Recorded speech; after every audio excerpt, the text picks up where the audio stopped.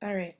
So when we go into genetic engineering, the main thing you need to know is for most forms of engineering, they start with a certain trait in a virus.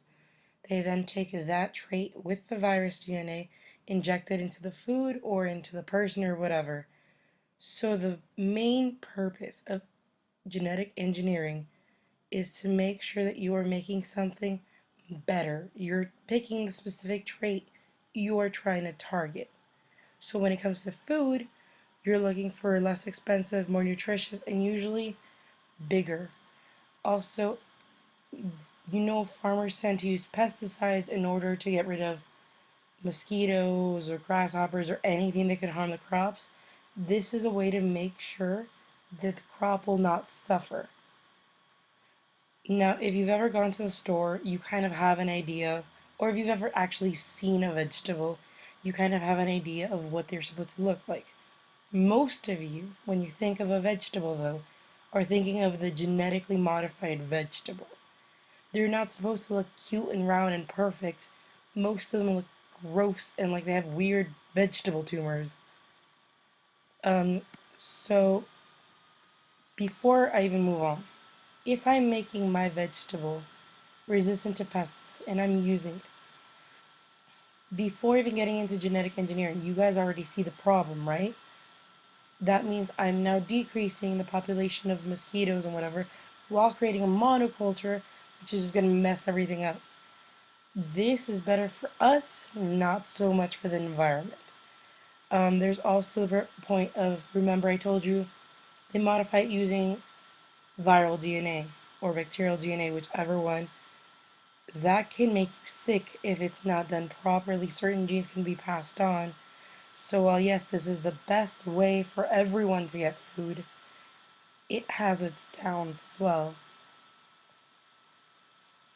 We already went over this. It resists herbicides, it destroys weeds, resistant to viral infection, which is yay for us, but it can also be really bad.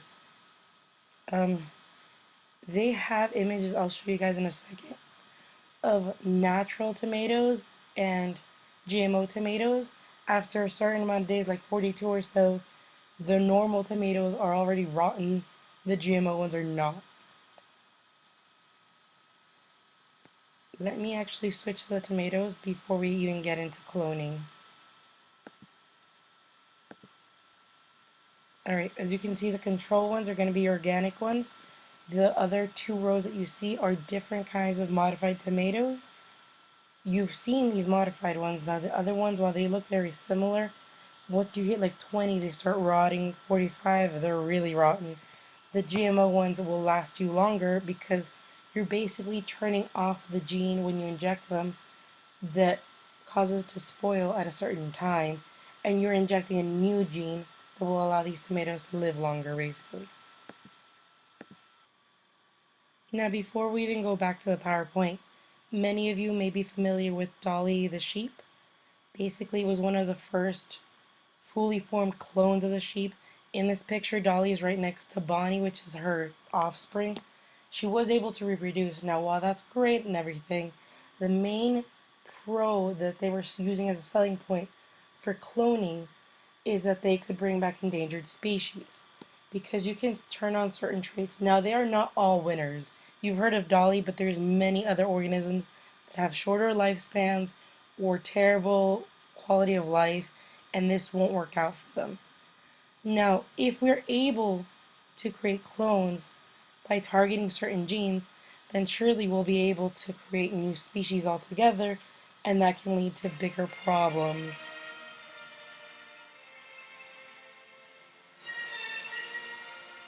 Yeah, I'll let you guys think about that one. Now, while we're going over cloning, they actually made it so that you guys can eat and drink food that comes from cloned organisms like animals. Who's to say you're not eating from a cloned cow? And if we can't get the genes right, that's just going to be a whole other disaster. Um, Now, if we can change certain genes in clones in plants, then there is a way for us to actually target certain types of genes in humans. So if you're trying to prevent a disease, there are ways to get antibodies from certain diseases in order to help you prevent or fight things like in a vaccine.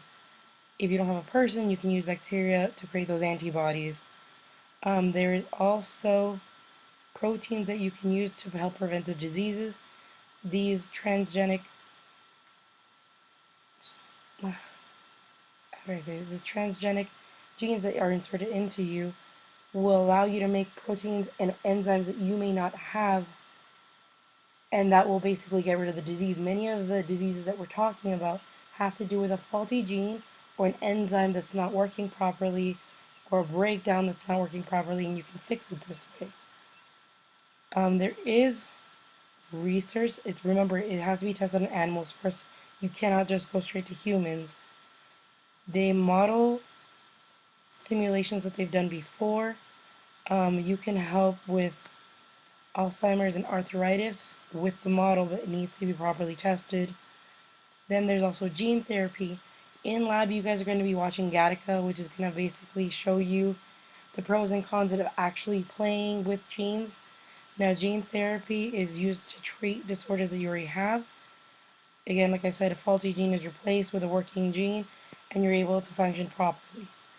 Now, you get it from the virus, you inject it, let it do its thing, and then you actually inject it into the infected area.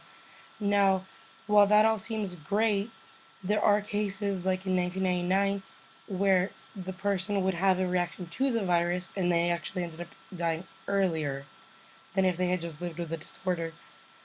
It needs, okay, in order for it to properly become an acceptable treatment, we basically need to make sure that we understand or are working properly to make sure that the DNA that is being injected into the host is not going to harm the host. Now, I mentioned before transgenic bacteria, transgenic genes, all that. It's in the name, guys. So if you ever see it in the EOC, transgenic, transformation of genes, or the transportation of genes, basically.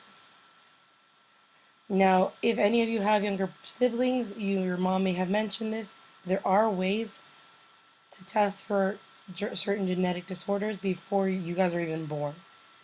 Mom's allowed to take a simple blood test that basically shows any gene issues that she may have. Dad can do the same. Then you guys basically end up creating sort of like a Punnett square, and it's going to tell you what the odds are of the child having it. Or you can just test the child to see if they will have a certain disorder.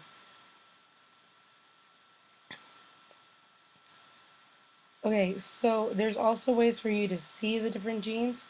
Basically, you use these little labeled sections. You insert the normal genes and you create complementary DNA molecules. What will happen then is when you inject them and you start getting them ready, you combine them with the complementary DNA and you end up with that double strand sequence. And then when you see it set up like this, only if both of them are the same, so there's no difference between the cell type and the complementary strand, will you see the yellow because both the other colors with the red and the green will be present. Alright, for DNA electrophoresis, now the way that we are going to explain it to you and the way that you're going to see it, it's a little outdated. We no longer really use gels because the way that you dye it is with a carcinogen.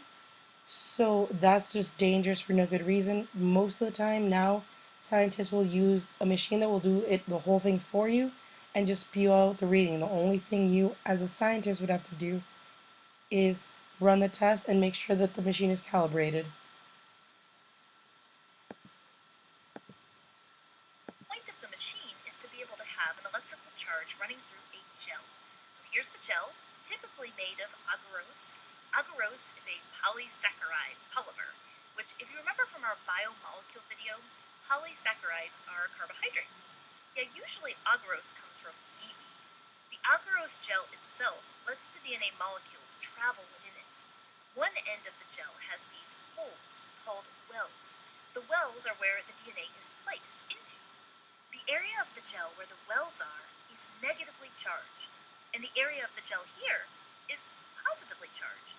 So, guess where the DNA will travel towards?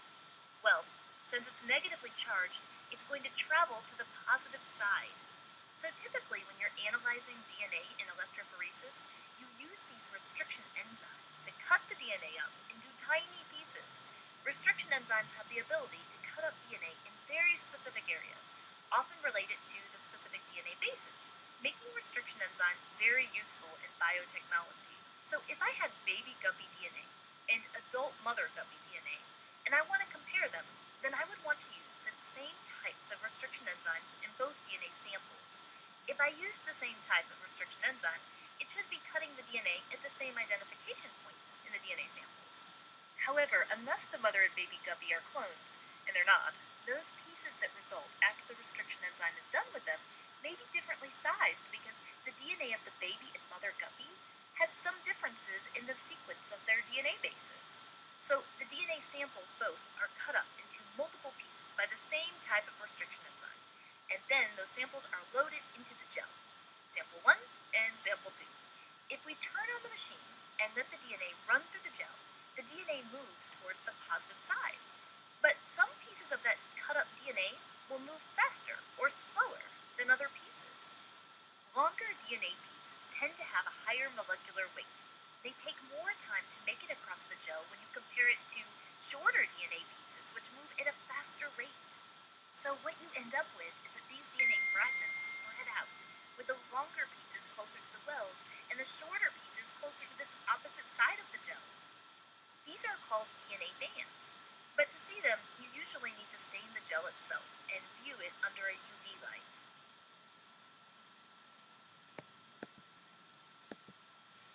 Now, just so you guys can see an actual gel electrophoresis, the wells are here. It's already dyed. This is using a UV light from under it. The screen is cracked. That's why you guys see those weird markings right there. The DNA goes down the wells and it lines up here. This one's a little different from the one the Amoeba Sisters was talking about, but you'll see if the DNA fragments are cut a certain way, they will line up and match. You see this row basically lines up perfectly, even though they're all under different conditions. But like I said before, it's outdated. Things like this can happen. There's a DNA smear. Basically what happened is my DNA got corrupted and it just left that weird trail behind. Most of you might actually recognize it if you guys have seen any forensic signs. This is actually how you run the DNA fingerprinting tests. So if this is my suspect, this is the evidence, the one that has the lines up meeting here. So in this case, suspect number 2 would be the one that matches out of the evidence.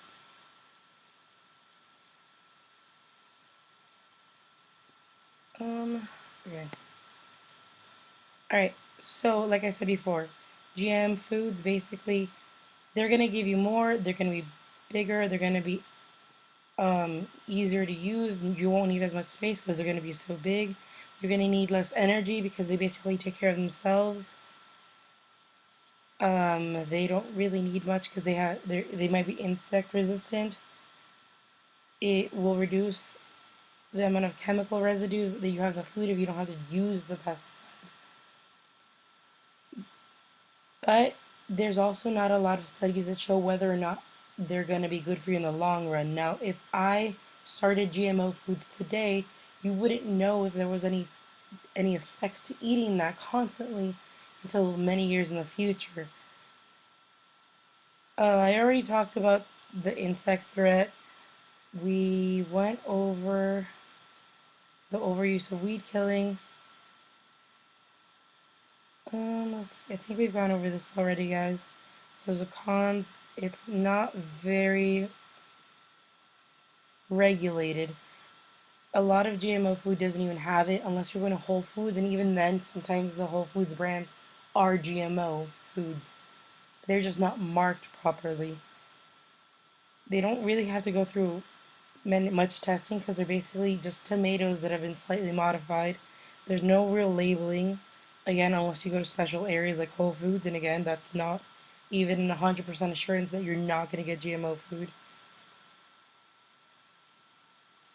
Okay, So, the issue with biology, or the new biology that we've gone through, we've already talked about how you guys can change certain genes, you can go through gene therapy. Going back to DNA, so if any of you guys have done 23andMe or Ancestry.com, basically what you do when you sign up for it is telling a company that should they use to use your DNA sequence later on, then they can do so. Now we talked about how we can turn on certain proteins and genes in a DNA sequence. So therefore you can probably identify if I put mine in, they might show that I have asthma because I have a messed up something somewhere that shows that. Now, 23andMe specifically, I'm not 100% sure about Ancestry.com, but 23andMe, the people who own it have mentioned that they are interested in creating a database and selling it. So if you have a messed up gene, insurance companies will see it, and then that's going to be a whole thing.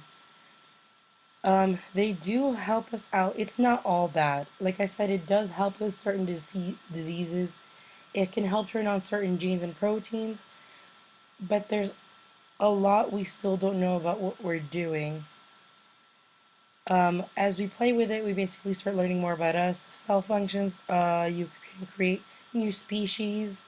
Again, not sure if I want that if I've been watching Jurassic Park for a while, but they can play with DNA the same way that they would in Jurassic Park 1, not Jurassic World. That DNA theory is insane. We've gone through this.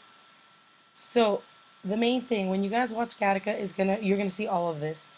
If I can change the genes of my child, right now there is a way that you can change the gender. You can pick the gender of your kid, but genetic engineering can take it a step forward. I can make it so my kid is never sick. And that's fine. But then I can make it so my kid is blonde. I can make it so they have blue eyes. I can change certain traits, and that's going to be a problem in the long run because I'm going to be messing with the gene pool. And as a whole, we're going to start slowly decreasing the diversity. It doesn't work well when we're in charge of manipulating certain things. Well, yes, the cure for disease is great, that will eventually lead to overpopulation, which we're already doing. I'm not saying let everyone die, but just messing with the actual genetic code can lead to a lot of serious issues. The goal is basically to understand how life works, but again, like I said, we don't really know that yet, so that's the main problem. And we're done, guys.